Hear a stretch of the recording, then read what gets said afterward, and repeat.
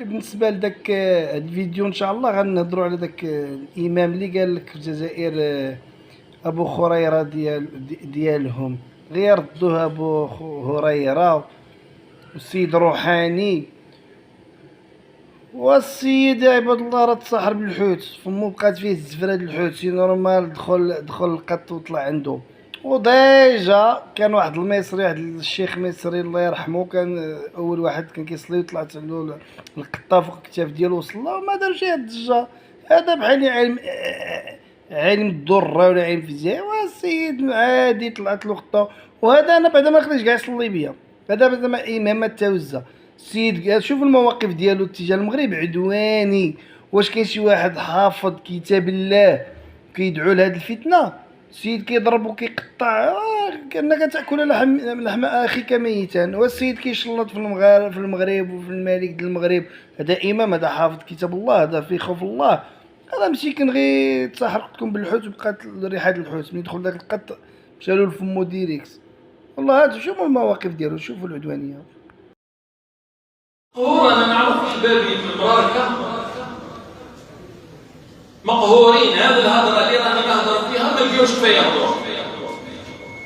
مقهورين مساكين مقهورين نبعث لهم في الواتساب المساكين يخافوا يقلبوا يخافوا يجاوبوا في التليفون يخافوا يجاوبوا مساكين مقهورين مسكر عليهم كل شيء.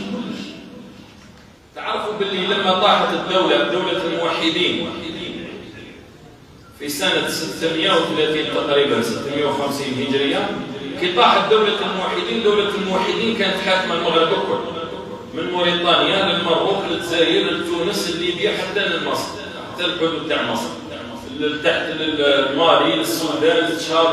هذه كل دولة الموحدين دولة عظيمة جدا معروفة دولة سمعوا بها دولة الموحدين. عاصمتها كانت مراكش. لما طاحت دولة الموحدين في 650 قاموا 3 دول في المغرب. قاموا 3 دول. قامت دولة المارينيين في المروك. دولة المارينيين جماعة تاع التاريخ يعرفوا. دولة المارينيين قامت في المروك. دولة المارينيين تاع المروك المعلومة باغيكم مليح تسمعوها. دولة المارينيين هذه تاع المروك هذه طاحت في 867 يعني عاشت 2 قرون و20 سنة. على بالكم السبب تاع الطيحان تاعها كيفاش كان؟ الطيحان تاعها كيفاش كانت؟ السبب تاعها أنهم أدخلوا معهم في الحكم يهود وحكموهم على بعض المدن المغربية الرباط وبعض المدن المغربية حكموا اليهود أعطوا لهم تسيير تلك الثمود. نحكي لكم هذا منقول من كتب مغربية. مثل كتاب الاستقصاء في أخبار دول المغرب الأقصى تاع الشيخ أبو ناصر أو الشيخ الناصري. قال لك لما اليهود دخلوا مع المارينيين في الحكم بدأوا يفسدون وكانوا هم سبب سقوط الدولة المارينية في المغرب. ذلك بأنهم اعتدوا على بعض النساء في أسواق الرباط. اعتدوا على بعض النساء واعتدوا عليهن. هذا الحكام داروهم المراكة هم اللي داروهم. يعني التطبيع عنده جذور. شحال عنده؟ 6 قرون.